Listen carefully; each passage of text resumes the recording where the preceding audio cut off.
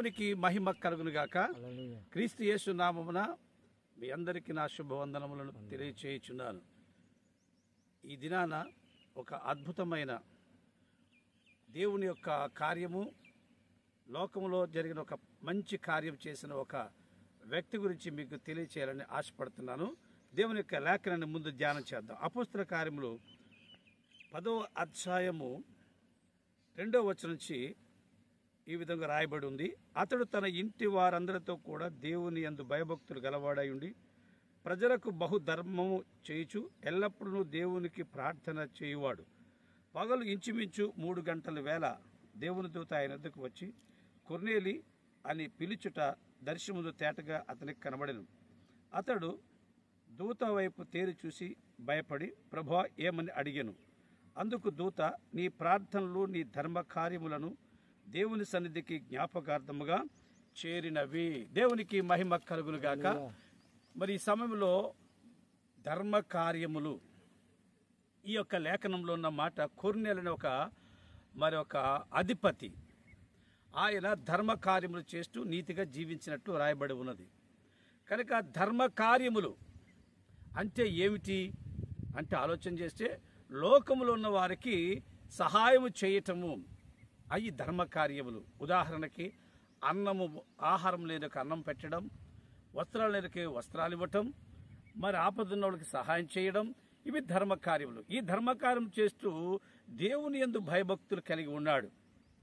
అదే విధముగా మరి అల్లూరి సీతారామరాజు జిల్లా రాజబొమ్మంగి మండలం కొండలింగపర్తి గ్రామంలో మరి 1964వ సంవత్సరంలో ఒక మంచి ధర్మకార్యం చేసిన ఒక కుటుంబం గురించి మీకు తెలియచేయాలని ఆశపడుతున్నాను. మరి సూరన్న అనే ఒక సహోదరులు, వారు మరి ఈ కొండలింగంపర్తి గ్రామ ప్రాంతంలో సర్పంచ్గా చేసినట్లు నేను విన్నాను. ఆయన ఒక ధర్మ కార్యంలో ఒక మంచి కార్యం చేశారు. ఆ కార్యం పెట్టి మీకు చూపించాలని ఆశపడుతున్నాను. వీక్షించండి. ఇదంతా కనబడుతుంది. వాటర్ చూడండి. ఈ వాటరు, ఇది అవతల పర్వతం కనబడుతుంది. ఆ పర్వతం నుంచి ఈ అంత చూడండి ఎంత విస్తారముగా ఉందో ఈ యొక్క ప్రాంతము. మరి ఇటువైపు ఒక పర్వతం ఉంది.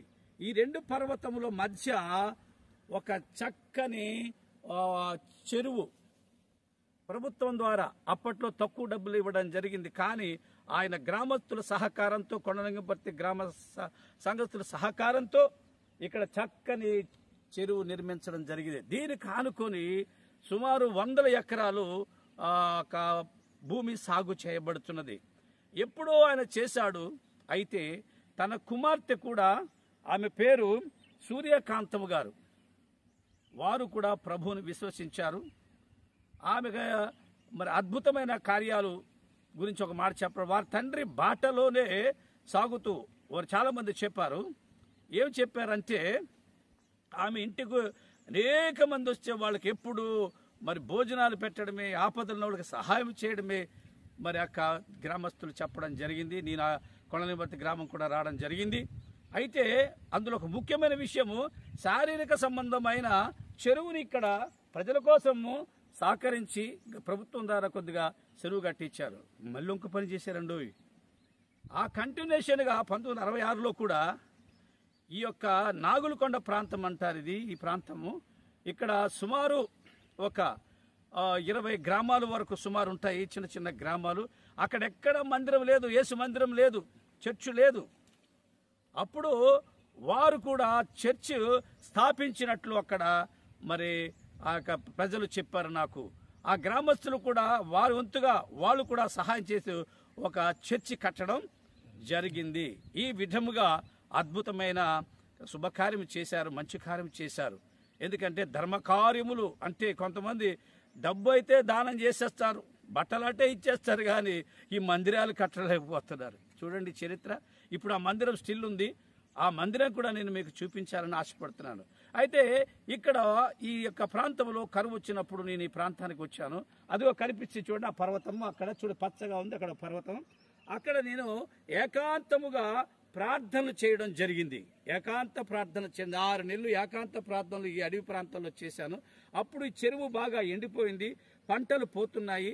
ఆ టైంలో నేను ఏకాంత ప్రార్థనకు వచ్చి దేవుడు నాకు ప్రేరేపించారు. చూడండి అక్కడ, ఇక్కడ దాన్ని ఏమంటారంటే డ్రాప్ అంటారు, అక్కడ తూము అక్కడ ఉంది, అక్కడ వాటర్ ఈ చెరువు నుంచి బయటికి వెళ్ళడానికి. అక్కడ అలా చివరి కనిపించే దాంట్లో ఆ కొండలో ఏకాంత ప్రార్థన తీసుకొచ్చి నేను తీసుకొచ్చిన వాటరు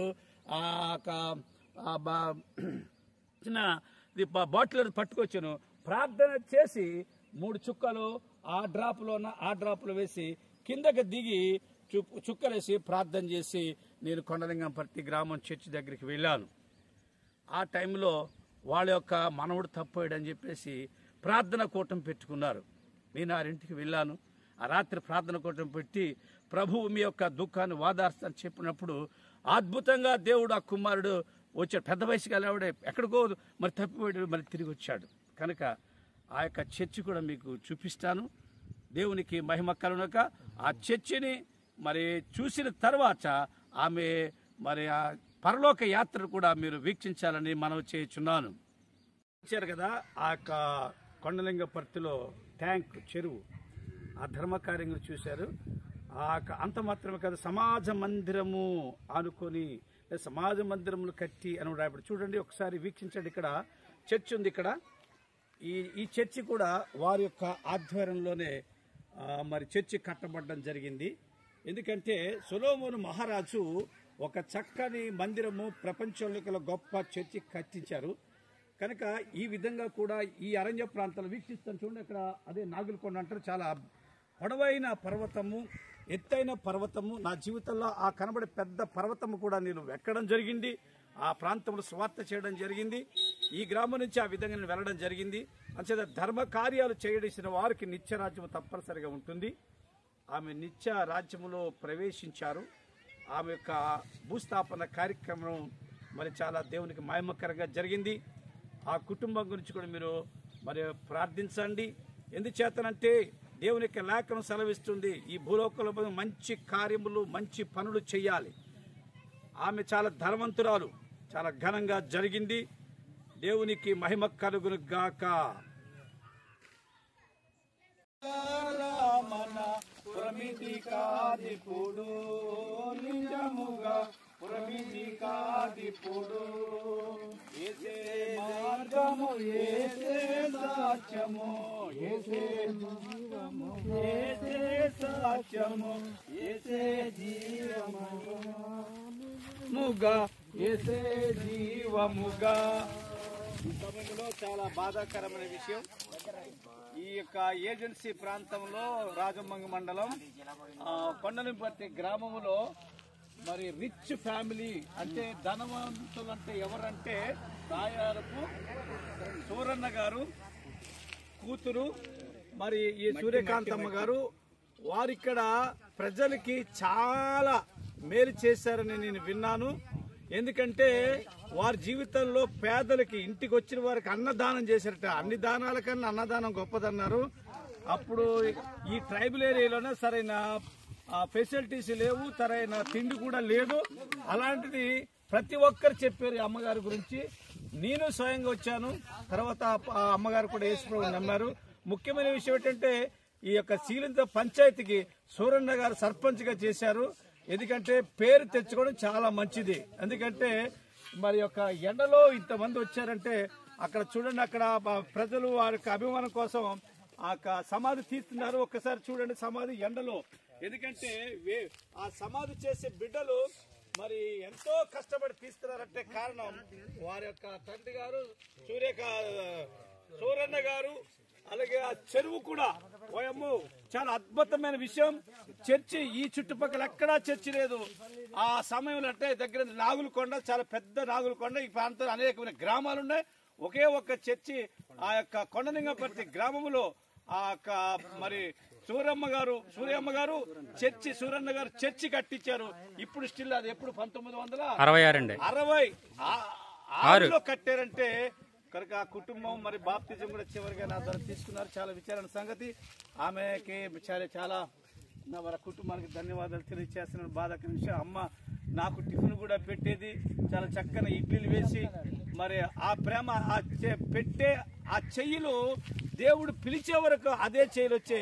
మా రాత్రి మా పాస్టమ్మ గారు చెప్పారు ఒక మాట, ఇగో అయ్యగారికి ఇడ్లీ పట్టుకు వెళ్ళి పెట్టమ్మా, ఈ బోండా పెట్టామని చెప్పారంట. మరి నా అదృష్టం అమ్మ చివరిగా రావడం జరిగింది.